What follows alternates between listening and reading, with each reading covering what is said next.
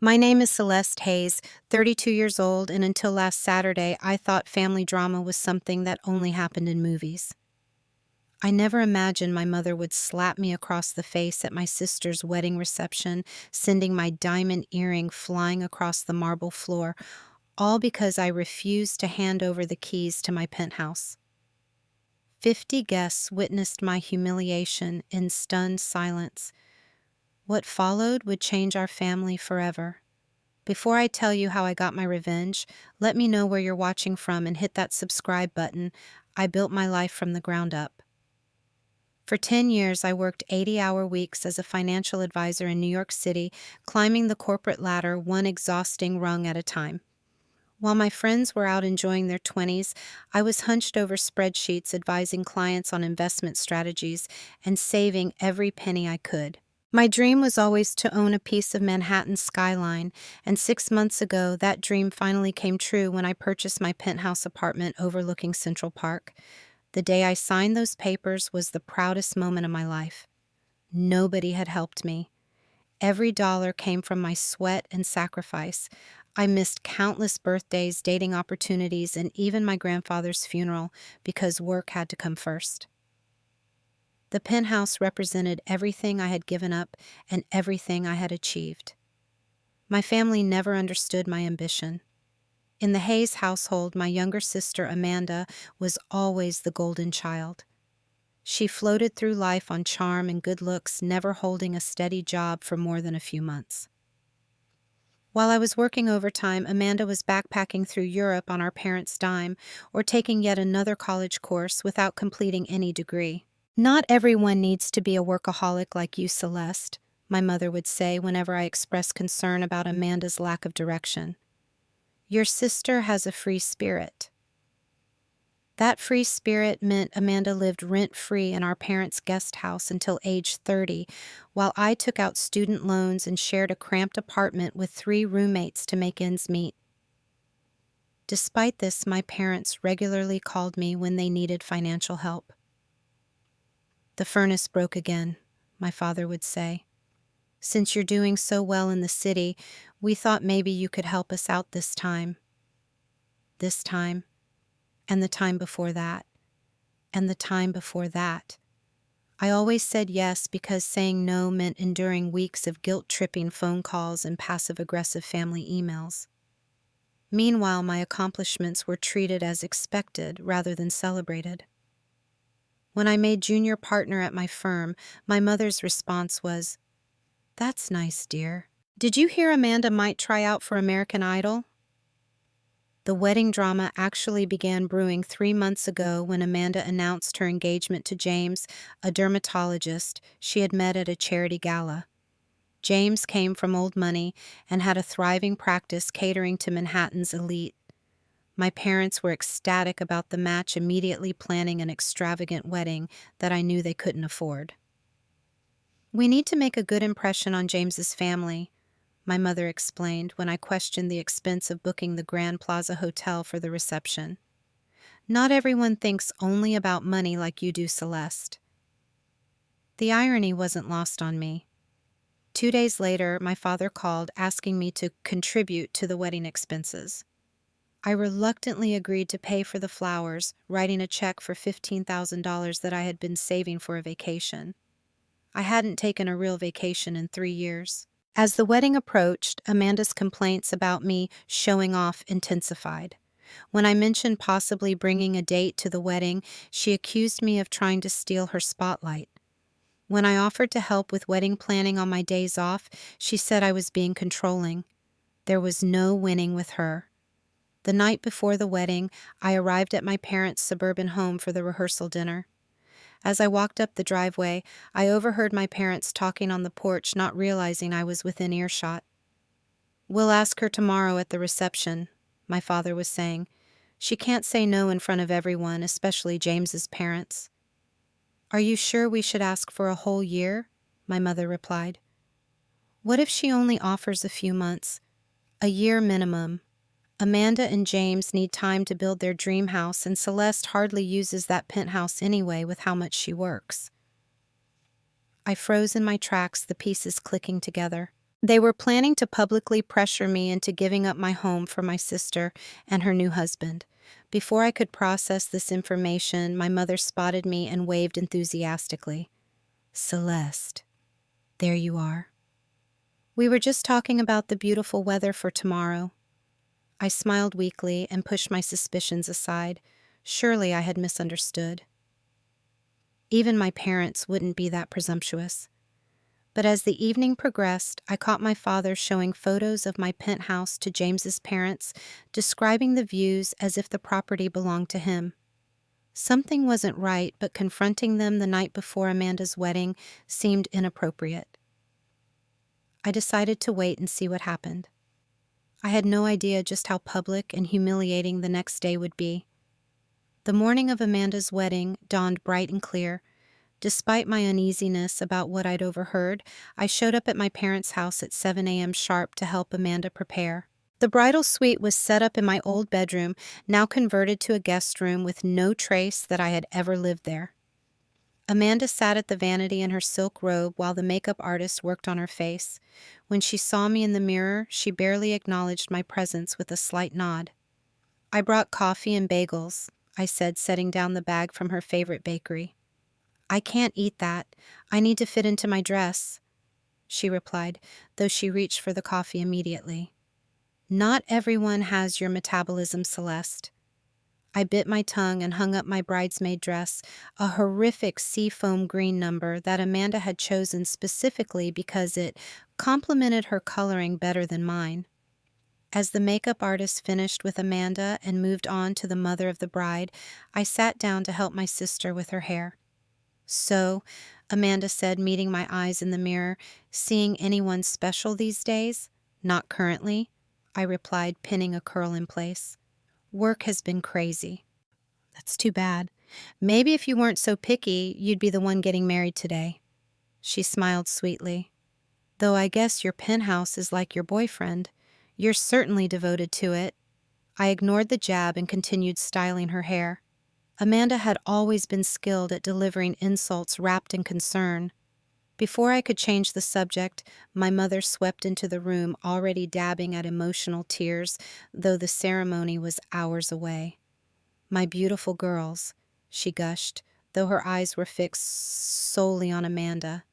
"What a perfect day for a wedding." What surprised me was how she immediately turned to me with unusual warmth. "Celeste, you look lovely. That dress really brings out your eyes." The compliment caught me off guard. My mother rarely praised my appearance, usually preferring to point out that I should wear more makeup or do something different with my hair. Her sudden attentiveness made me increasingly suspicious. Throughout the morning, both my parents kept finding reasons to mention how successful I was, particularly when James's relatives were within earshot. "Our Celeste just bought a penthouse in Manhattan," my father told James's aunt while helping himself to a mimosa. "Top-floor doorman building views of the park. She's always been the smart one." I nearly choked on my coffee. The smart one. In 20 years, I had never heard my father describe me that way. As the morning progressed, I caught my father showing photos of my penthouse to various wedding guests on his phone. Not photos I had sent him. I rarely shared details of my life with my parents, but pictures he must have taken during his only visit to my home 3 months ago. By the time we left for the church, my anxiety was at an all-time high. I wasn't imagining things. My parents were up to something, and it definitely involved my home. The ceremony itself was beautiful, I have to admit. The historic stone church was decorated with cascades of white roses and peonies that I had paid for, and Amanda looked genuinely radiant as she walked down the aisle on my father's arm. James seemed like a decent man, watching Amanda with genuine adoration as she approached. For a brief moment, I felt a pang of something like loneliness quickly pushed aside. As maid of honor, I delivered a heartfelt speech about sisterhood and new beginnings, carefully editing out the more difficult aspects of our relationship. I spoke about Amanda's kindness, selective, her generosity non-existent, and her capacity for love primarily self-directed. The guests dabbed at their eyes, touched by my apparent devotion to my sister. Amanda herself seemed surprised by my graciousness, giving me a quick, stiff hug afterward. "That was actually nice," she whispered, sounding shocked.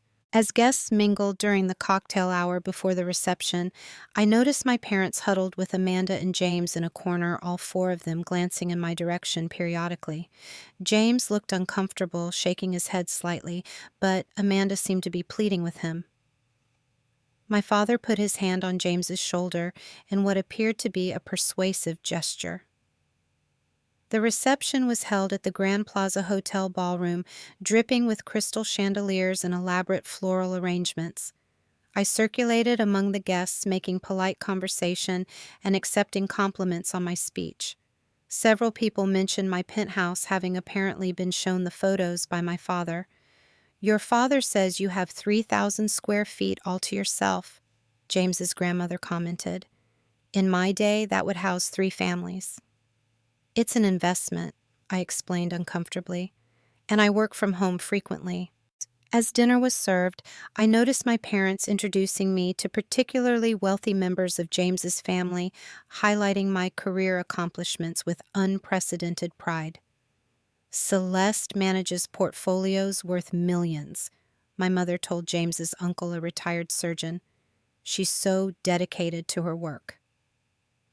Amanda, seated at the head table between James and my father, shot me venomous looks whenever attention shifted my way. I tried to deflect the conversation away from myself, increasingly certain that something was coming. I didn't have to wait long to find out what. Midway through the main course, my father stood and clinked his glass for attention. The room gradually quieted as guests turned toward him expectantly. My stomach knotted as he smiled broadly, his eyes finding me in the crowd. "First, I want to thank everyone for coming to celebrate Amanda and James today," he began. "Family is everything to us Hayeses, and today our family grows by one." And polite applause followed as my father continued with standard wedding speech material about love and commitment. Then his tone shifted. "Speaking of family commitment, we have a situation I'd like to address. As many of you know, Amanda and James plan to build their perfect home together. Construction begins next month, but these things take time. They need somewhere special to begin their married life while their dream home becomes reality." My heart began to race. He wouldn't dare. "My elder daughter, Celeste," he gestured toward me, and 50 pairs of eyes turned in my direction, "has been blessed with tremendous success. She recently purchased a beautiful penthouse in Manhattan with more space than one person could possibly need." The room grew uncomfortably quiet. At the head table, Amanda wiped away a theatrical tear while James stared at his plate. My mother stood now, joining my father. "We've always taught our daughters the importance of family support. When one has abundance, they share with those in need." Was she seriously suggesting I was hoarding housing from the needy? My sister was marrying a doctor who made 7 figures annually. "So," my father continued, smiling broadly at the captive audience, "this seems like the perfect opportunity for Celeste to show her family loyalty. Amanda and James need a place to live for about a year while their house is being built. Celeste has a beautiful penthouse with guest rooms going unused." My mother stepped forward with her hand outstretched, as if I would simply place my house keys in her palm right there at the reception. "Celeste, would you give your sister and James the gift of living in your penthouse for their first year of marriage? It would mean so much to all of us." 50 guests watched in uncomfortable silence. James's parents exchanged alarmed glances. Amanda dabbed at her eyes with theatrical sniffles, and I sat frozen in my seat, ambushed and humiliated. "I'm sorry," I said, finding my voice at last, "but that won't be possible." The silence in the room deepened. My mother's extended hand remained suspended between us, her expression flickering between disbelief and anger. "I just bought the place 6 months ago," I continued, trying to keep my voice steady, "and I work from home most days. But I'd be happy to help Amanda and James find a nice rental. I know several excellent real estate agents." My father's face darkened. Perhaps you misunderstood. This would only be temporary. A year isn't temporary, I responded, feeling 50 pairs of eyes boring into me, and I've already set up my home office there. Amanda's theatrical sniffles escalated to actual sobs. It's my wedding day, she wailed, burying her face in James's uncomfortable shoulder. I can't believe you're doing this to me. Doing what exactly? Refusing to give up my home. The absurdity of the situation might have been comical if it weren't so mortifying. Surely you can work something out. My mother pressed her hand still extended. After all we've done for you. After all they'd done for me, I mentally tallied the student loans I'd paid off myself, the rent I'd covered without help, the financial support I'd provided them over the years. I took a deep breath. No, I said firmly. It's my home. The word hung in the air, simple but definitive. Several guests shifted uncomfortably in their chairs. Someone coughed. A waiter hovering nearby slowly backed away from our table. My father's face flushed crimson. After everything we've sacrificed for you, he said loudly, abandoning all pretense of private discussion. This is how you repay us, by being selfish. From the corner of my eye, I could see James's parents exchange horrified glances. Several guests were discreetly gathering their belongings, clearly wanting to escape the unfolding drama. I don't think it's selfish to want to live in my own home, I said quietly. I worked hard for it. Your sister needs it more than you do. My mother snapped, her voice rising. You can stay in a hotel. Your sister is starting a family. Amanda nodded tearfully between James and my father, clutching James's arm possessively. James himself looked like he wanted to disappear through the floor. My answer is no, I repeated, standing up. I'm sorry, but I can't give you my penthouse. What happened next occurred so quickly that many guests would later say they weren't sure they had seen it correctly. My mother lunged forward, her right hand swinging in a wide arc that connected with my left cheek with a crack that silenced the entire ballroom. The force of the slap knocked me sideways, sending my diamond earring flying from my earlobe. It skittered across the marble floor, the tiny pings echoing in the absolute silence that followed.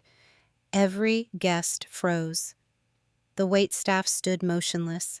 Even the background music seemed to have stopped. My cheek burned from the impact, but the physical pain was nothing compared to the humiliation coursing through me. My mother had just slapped me in front of 50 wedding guests because I wouldn't give my sister my home. The silence was broken by the sound of shattering glass. A young waiter, apparently so shocked by the scene that he'd lost his grip on a tray of champagne flutes, created an unintentional soundtrack to my public shaming. James's mother stood up first, her face a mask of dignified horror. I think we should all take a moment, she said firmly. Several guests rushed toward me, including James's aunt, who had been seated at my table.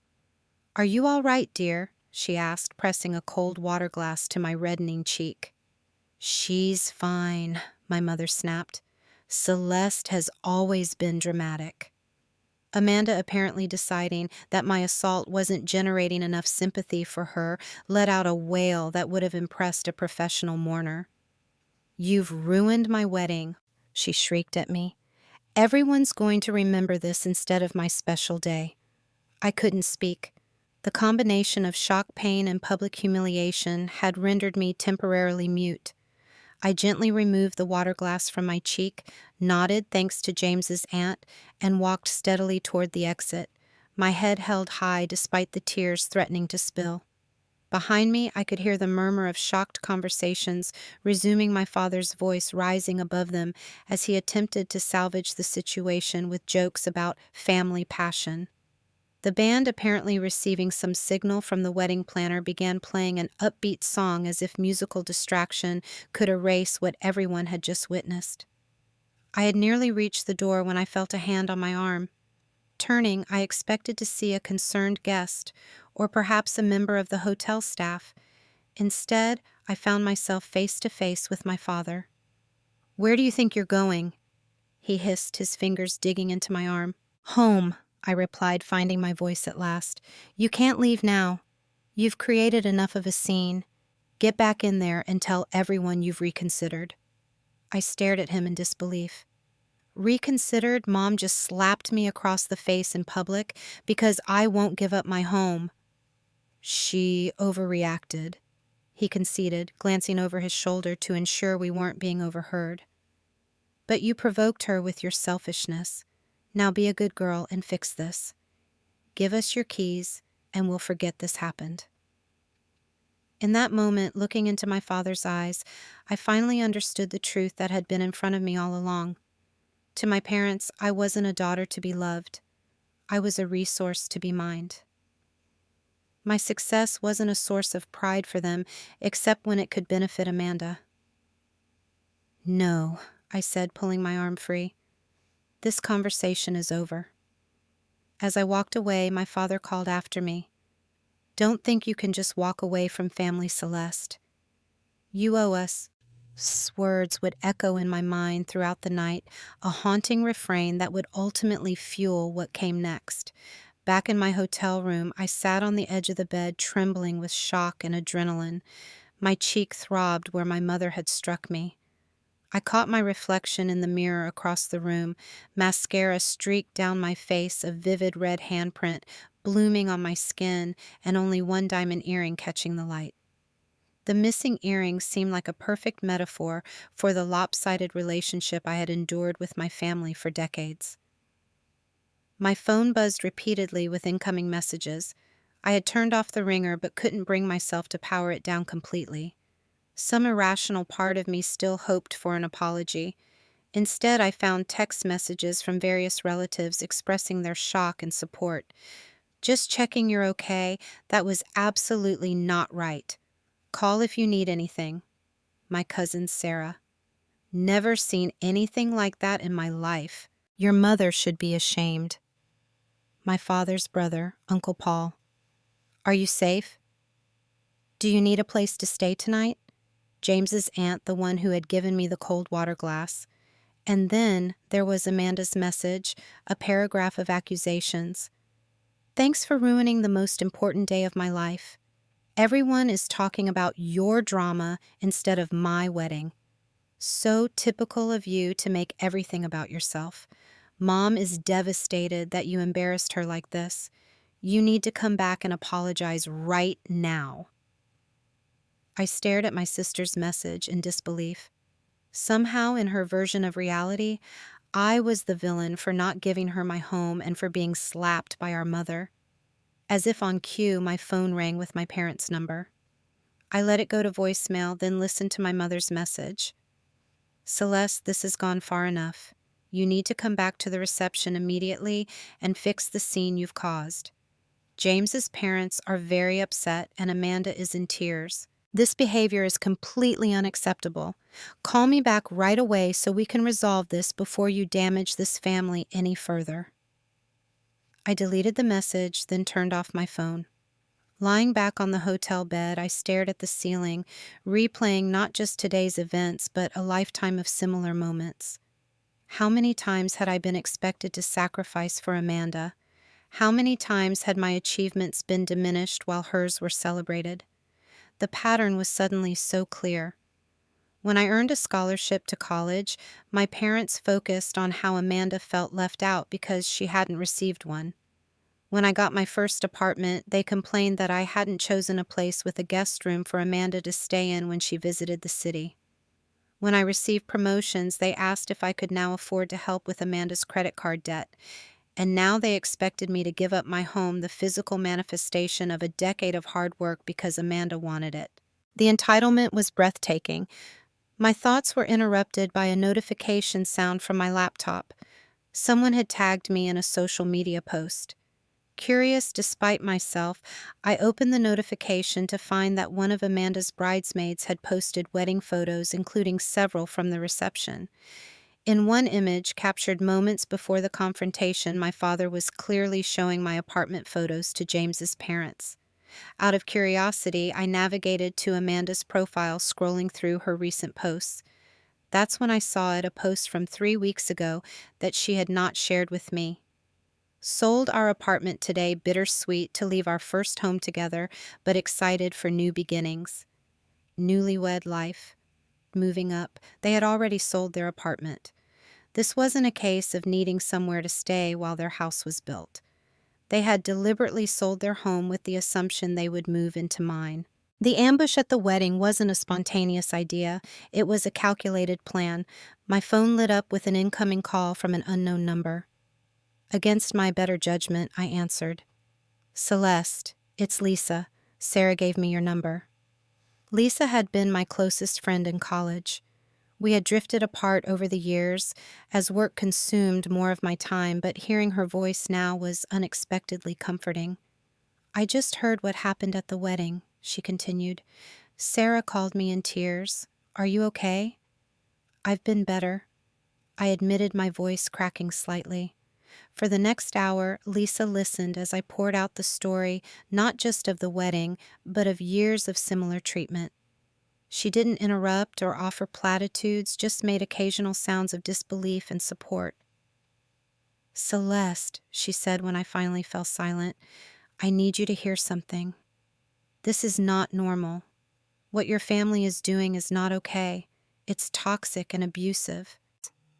"It's just how they are," I said, automatically the excuse I'd made for years.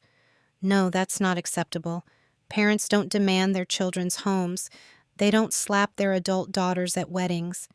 They don't consistently favor one child over another. This is seriously messed up." As Lisa spoke, something inside me shifted. The lifetime of making excuses for my family's behavior began to crumble. Later that evening, my work colleague Thomas called. Apparently, the wedding drama had spread beyond family circles. "I hear you need a good lawyer," he said after confirming I was physically okay. "It was just a slap," I said, minimizing instinctively. "It was assault, Celeste. And from what I'm hearing, there's a pattern of harassment and financial manipulation. If you want to pursue this legally, I know some people who can help." I thanked Thomas, but told him I needed time to think. After we hung up, I sat in silence considering my options. My first instinct was to cut off all contact with my family, to simply walk away and never look back. But something about that approach felt incomplete. If I simply disappeared from their lives, nothing would change. They would paint me as the villain, the selfish daughter who abandoned her family. Amanda would become the victim, and the cycle would continue. No, I needed something more definitive. I needed closure, not just for my own sake, but to ensure they couldn't continue to manipulate and use me. I needed to set boundaries in a way they couldn't ignore or dismiss. That's when I began to consider a different approach. My parents had always seen me as a resource rather than a daughter. Perhaps it was time to think like the financial advisor I was and examine the situation from a purely business perspective. I opened my laptop and began researching. First, I revisited my trust fund accounts that my parents had managed during my early adulthood. I had never paid much attention to them, focusing instead on building my own wealth through work. Now I carefully reviewed the transaction histories. What I found sent a chill through me. Over the years, my parents had taken loans from my trust fund loans that had never been repaid. Small amounts at first, a few thousand here and there, but escalating over time. According to my calculations, they had diverted nearly $200,000 from my inheritance to fund their lifestyle and Amanda's needs. Further digging revealed something even more disturbing: the extravagant wedding that had just imploded. A significant portion had been paid for with my money without my knowledge or consent. The more I researched, the clearer the picture became. My parents weren't just emotionally manipulative, they were financially exploitative as well. And that realization transformed my hurt into something more focused, more strategic. This wasn't just about standing up for myself anymore. This was about justice. The next morning I woke with a sense of clarity I hadn't felt in years. The shock had worn off, replaced by cold determination. I spent the day making calls and setting appointments with financial advisors, lawyers, and even a private investigator. If I was going to confront my family's years of manipulation, I needed to be fully armed with facts. My first meeting was with Marion Blake, a forensic accountant recommended by Thomas. Marion specialized in untangling complex financial misconduct. "Based on what you've shown me," she said after reviewing my documents, "there's a clear pattern of misappropriation. These weren't loans, they were unauthorized withdrawals. And the fact that they used your trust fund to pay for your sister's wedding without your consent constitutes financial fraud." Next came a consultation with Daniel Reeves, a family law attorney who didn't mince words. "What you're describing goes beyond dysfunctional family dynamics," he explained. "The combination of financial exploitation, public humiliation, and ongoing harassment creates a strong case for legal intervention. We can start with a formal demand for repayment of the misappropriated funds."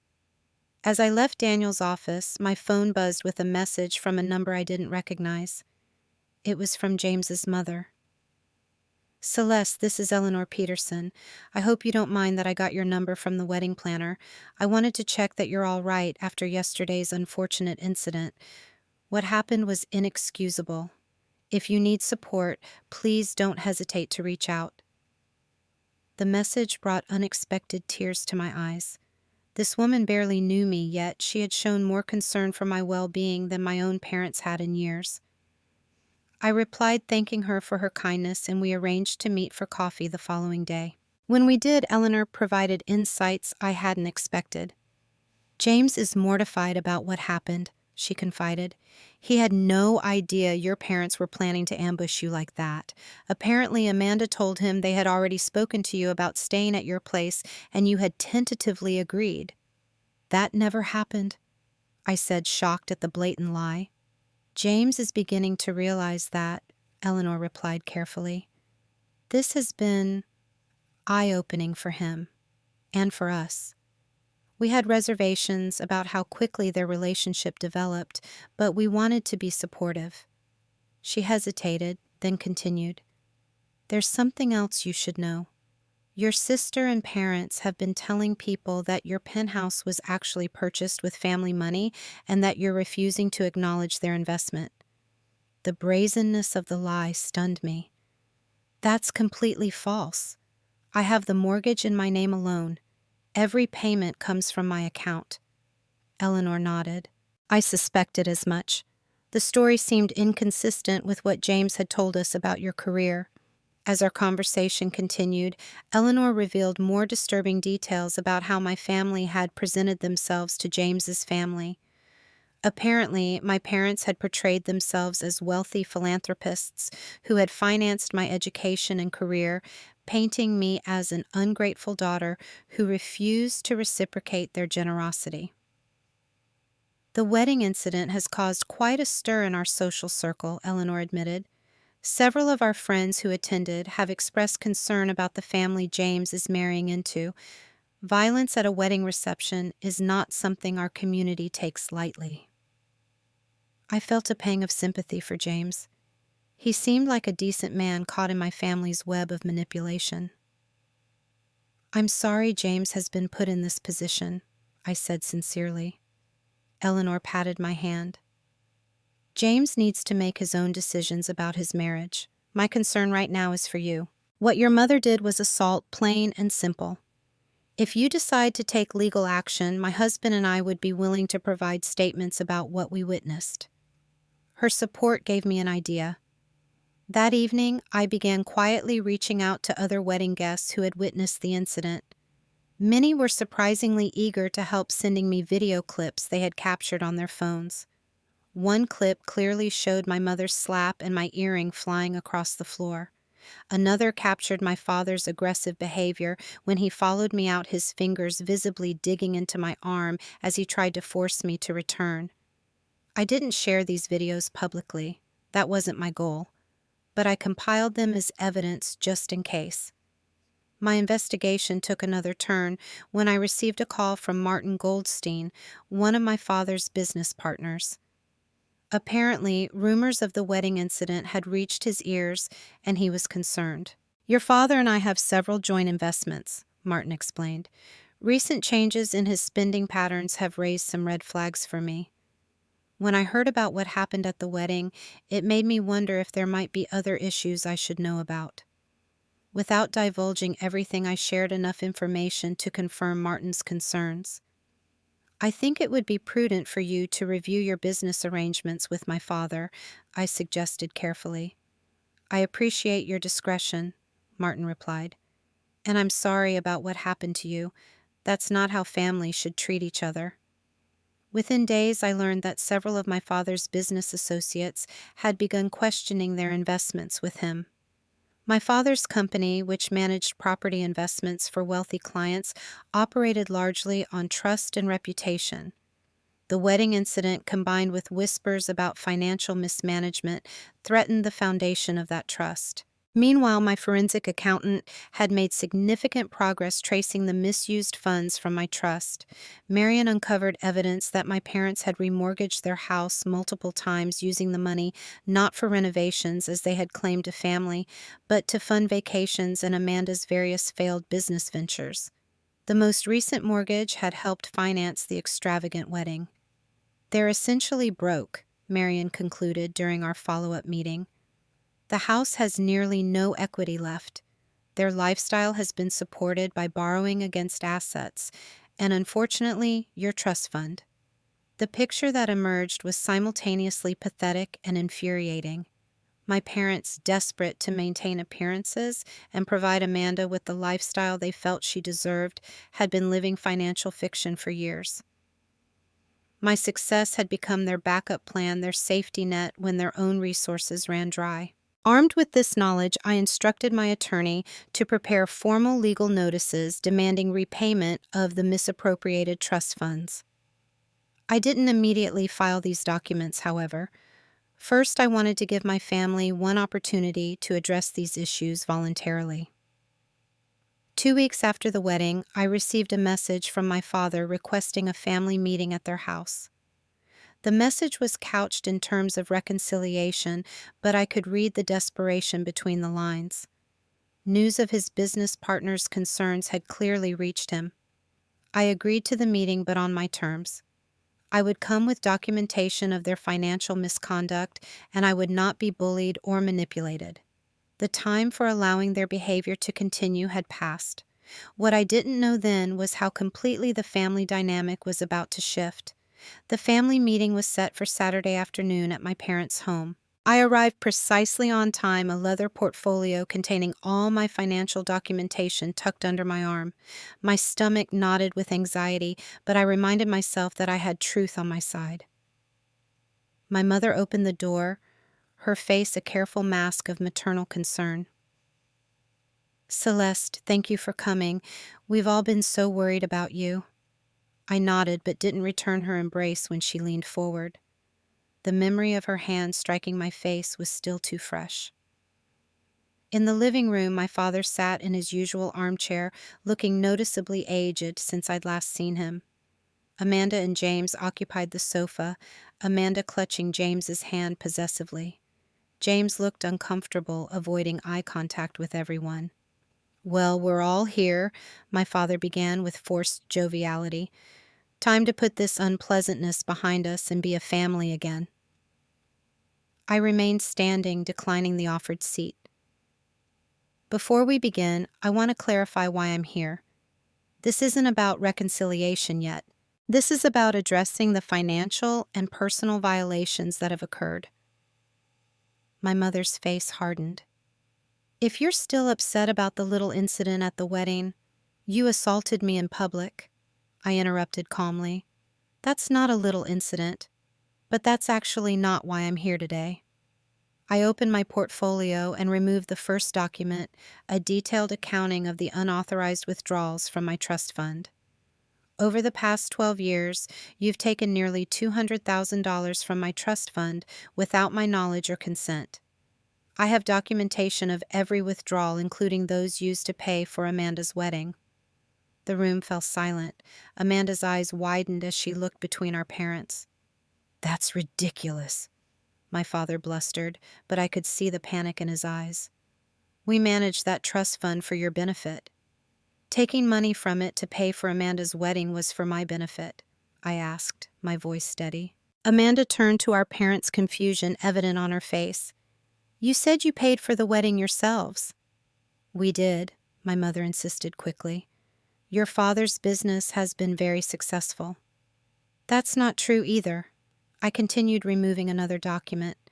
According to public records, you've remortgaged this house 3 times in the past 5 years. The most recent mortgage was taken out 3 months ago, right when wedding planning began. My father stood up abruptly. That's enough. Our finances are none of your business, Celeste.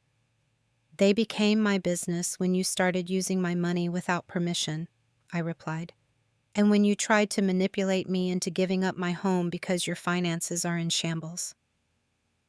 Amanda was staring at our parents now, the truth slowly dawning on her.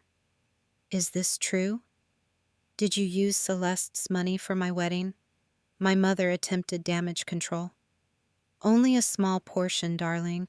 We wanted your day to be perfect. $72,000? I corrected, consulting my notes. That's not a small portion. James, who had been silent until now, looked up sharply. You told me Amanda's parents were covering the wedding costs. That's why I agreed to the larger guest list and venue upgrade. The perfect family facade was cracking. Amanda's lower lip trembled as she processed the revelation that her lavish wedding had been funded with stolen money. My father's face had gone pale as he realized his financial misconduct was now exposed, not just to me, but to his new son-in-law. This is all a misunderstanding. My father tried again, his voice less confident. We were planning to pay it back. When? I asked simply. The withdrawals began 12 years ago. None have been repaid. We've done everything for you, my mother interjected, switching tactics. We raised you, educated you. I paid for my own education with scholarships and loans, I corrected. Loans I repaid myself while also giving you money whenever you asked. Money you claimed was for household repairs, but apparently went toward maintaining appearances and supporting Amanda. Amanda stood up suddenly. I need some air, she said, her voice shaking. She left the room quickly, James following after a moment's hesitation. Alone with my parents, I laid out the rest of my findings, the pattern of financial misrepresentation, the lies told to James's family about their wealth and my penthouse, the mismanagement of my father's business that had led to his partner's current concerns. So here's what happens now, I said, closing my portfolio. You have 2 options. Option 1, you sign a formal agreement to repay the misappropriated funds on a structured timeline. You issue a public apology for the incident at the wedding, and you begin family counseling to address the dysfunctional dynamics that have allowed this situation to develop. My father's face had turned from pale to red. And option 2, I file formal charges of financial fraud and assault. I provide evidence to your remaining business partners about your mismanagement, and I permanently end my relationship with both of you. You wouldn't dare, my mother whispered. We're your parents. Parents don't steal from their children, I replied. Parents don't assault their children in public. Parents don't consistently favor one child while exploiting the other. My father stood up, towering over me as he had done throughout my childhood when attempting to intimidate me. After everything we've done for you, this is how you repay us, with threats and accusations. I didn't back down. This isn't about repayment. It's about accountability. You've never treated me like a daughter you love. You've treated me like an ATM you can withdraw from whenever Amanda needs something. That ends today. And before my father could respond, the front door opened and closed. Amanda returned alone, her eyes red from crying, James noticeably absent. James left, she announced, her voice hollow. He said he needs time to think about whether he wants to be part of this family. My mother immediately rushed to comfort her. Oh, darling, he's just upset. He'll come around. Amanda shrugged off our mother's embrace. Did you really take money from Celeste's trust fund without telling her? Did you really use it to pay for my wedding? Our parents exchanged glances, and in that silent communication, Amanda saw the truth. Why would you do that? She asked, genuine confusion in her voice. You always told me we had plenty of money. We wanted you to have the best, our father said defensively. You deserved a beautiful wedding. Not with stolen money, Amanda replied, surprising me with her response. And not by trying to take Celeste's apartment. Our mother tried again. We were just trying to help you start your married life comfortably. By publicly humiliating my sister, by slapping her in front of everyone? Amanda shook her head. James's entire family saw that. His mother called me this morning to express her concerns about our family dynamics. The reality of their actions' consequences was finally sinking in for my parents. My father sank back into his chair, suddenly looking every one of his 67 years. What exactly are you demanding? He asked me, his voice subdued. I repeated my terms: repayment, public apology, family counseling. I'm not trying to destroy you, I clarified. I'm trying to establish boundaries and accountability. After a long silence, my father nodded.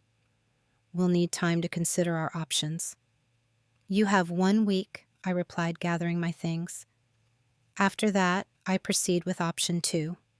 As I headed for the door, Amanda followed me. Celeste, wait. I paused, expecting more accusations or emotional manipulation. I didn't know, she said quietly.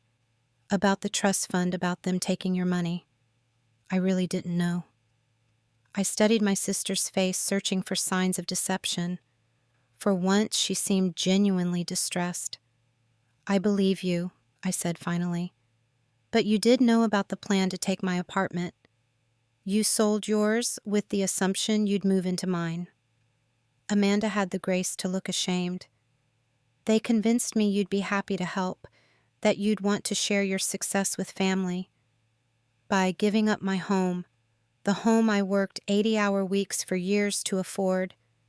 She didn't have an answer for that. After a moment, she asked, Is James right? Is our family really that toxic? The question caught me off guard with its vulnerability. For the first time in our adult lives, Amanda was looking at me not as a rival or a resource, but as someone who might actually understand her situation. I think we've been taught some very unhealthy patterns, I answered carefully, but recognizing that is the first step to changing it. As I left my parents' house that day, I felt a surprising sense of lightness. The confrontation I had feared for so long had finally happened, and I had remained strong and clear throughout. Whether my family chose accountability or continued denial, I had found my voice and my boundaries. The journey wasn't over, far from it, but the balance of power had shifted irrevocably.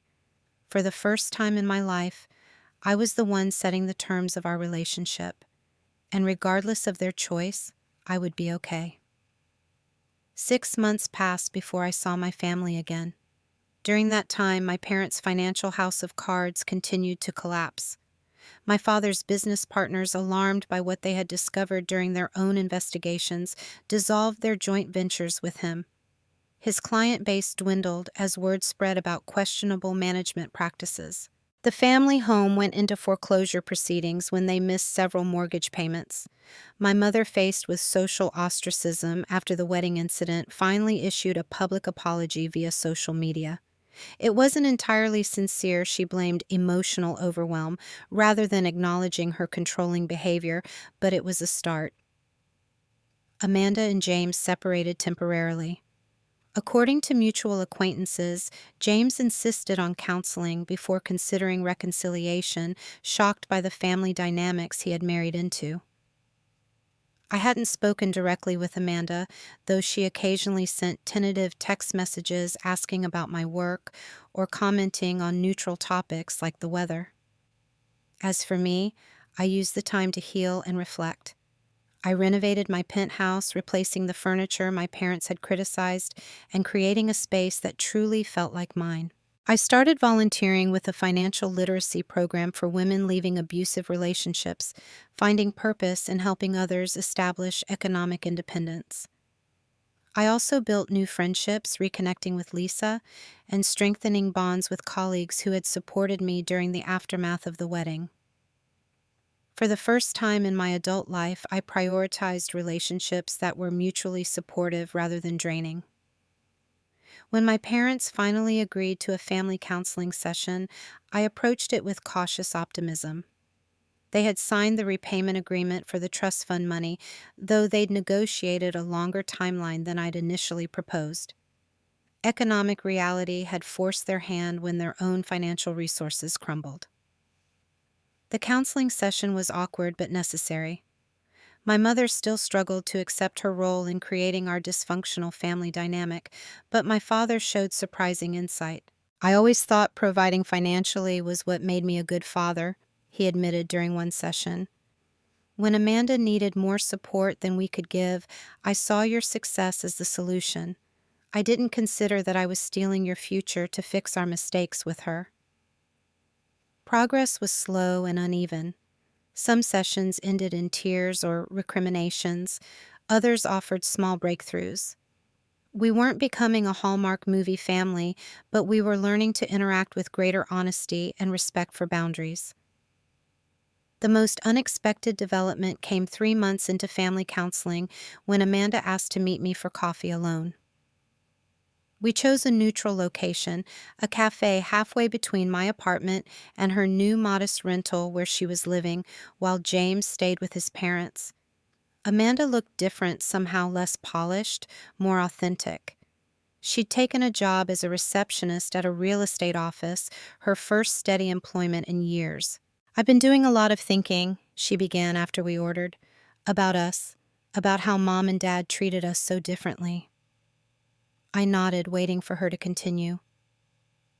"I always thought you were the lucky one," she admitted. "You seemed so confident, so capable.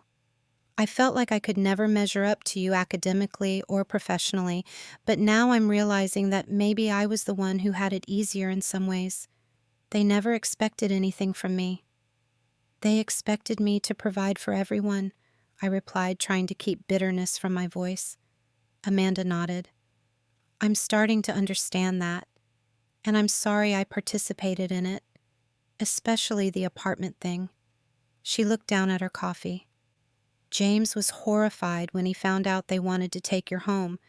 He tried to talk me out of it, but I was so used to getting what I wanted that I didn't listen." The frank admission surprised me. Amanda had never been one for self-reflection or apologies. "I'm learning a lot in therapy," she continued when I didn't immediately respond. "About codependency and enabling, about how being the favored child actually stunted my growth in many ways." She looked up, meeting my eyes directly. "I'm trying to be better Celeste, to be more independent, to take responsibility for myself." "That's good to hear," I said cautiously. "I know it doesn't fix what happened. The wedding and the money years of Mom and Dad treating you like the family bank. Nothing can undo that. But I wanted you to know that I see it now, and I'm sorry for my part in it. It wasn't a perfect apology, but it felt genuine, perhaps the most genuine interaction we'd had as adults." "So, what happens now?" I asked. Amanda shrugged. "I'm not sure. I'm focusing on proving to James that I can change, that I can stand on my own feet financially and emotionally. Whether we get back together or not, I need to do this for myself." And we talked for nearly 2 hours, sharing perspectives on our childhood and early adulthood that we'd never discussed before. There were uncomfortable moments and a few tears, but also occasional laughter as we recalled some of the absurdity of our parents' behavior. "Remember when Mom pretended we had a summer house in the Hamptons to impress your college roommate?" Amanda said, giggling. "And then had to create this elaborate story about why we couldn't visit it. Or when Dad claimed to be a former Olympic alternate in a sport he'd never played," I added, smiling despite myself. As we prepared to leave, Amanda hesitated. "Do you think we could do this again sometime? Just talk?" I considered her request. The hurt and betrayal hadn't disappeared, but perhaps there was value in rebuilding our relationship on more honest terms. "I'd like that," I said finally. "Maybe next time you can come see the penthouse. The real version, not the mythical mansion Dad described to everyone." Amanda smiled cautiously. "I'd like that too." As I walked home that afternoon, I reflected on the journey of the past 6 months. The public humiliation at the wedding had been painful, but it had catalyzed changes that were long overdue. My family was far from healed, and some wounds might never fully close. But for the first time in my life, I was interacting with them on my terms with clear boundaries and expectations. I had learned that standing up for yourself doesn't always mean cutting people off completely. Sometimes it means redefining the relationship, establishing new patterns, and demanding the respect you deserve. It means recognizing that love without boundaries isn't love at all, it's exploitation. My penthouse felt different when I returned that evening. For months after purchasing it, I had felt a nagging sense that I didn't quite deserve it, that my success was somehow fraudulent. Now, as I looked out at the city lights, I felt a profound sense of ownership, not just of the property, but of my life and choices. The healing wasn't complete, and there would be setbacks along the way. My parents might never fully understand the damage their favoritism had caused. Amanda might struggle to maintain her newfound independence, but I had discovered my own strength through this painful journey. I had learned that protecting yourself isn't selfish, it's necessary. As I watched the sun set from my window, I felt something I hadn't expected: peace. Not because everything was perfect, but because I had finally learned that my worth wasn't determined by my family's approval or demands. It came from within, from the courage to stand up for myself, even when it was difficult, even when it hurt. Sometimes the greatest act of self-love is simply saying no to those who would take advantage of your generosity, especially when those people are family. Have you ever had to stand up to family members who were taking advantage of you? How did you handle it? I'd love to hear your stories in the comments below. If this story resonated with you, please hit that like button and subscribe to hear more of my journey. Share with someone who might need to hear that setting boundaries isn't selfish, it's self-preservation. Thank you for listening, and remember, your home, physical and emotional, is yours to protect.